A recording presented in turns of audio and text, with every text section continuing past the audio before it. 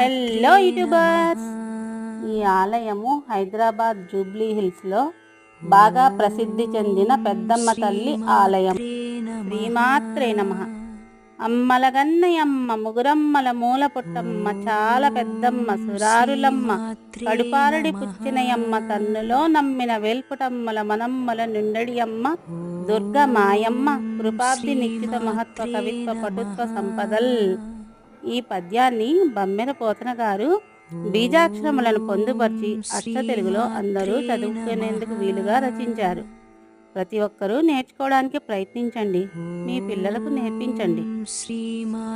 మీ తెలుగింటి ఆడపడుచు మరిన్ని ముచ్చట్లతో మరో వీడియోలో. ఓం శ్రీమాత్రే నమః. ఓం శ్రీ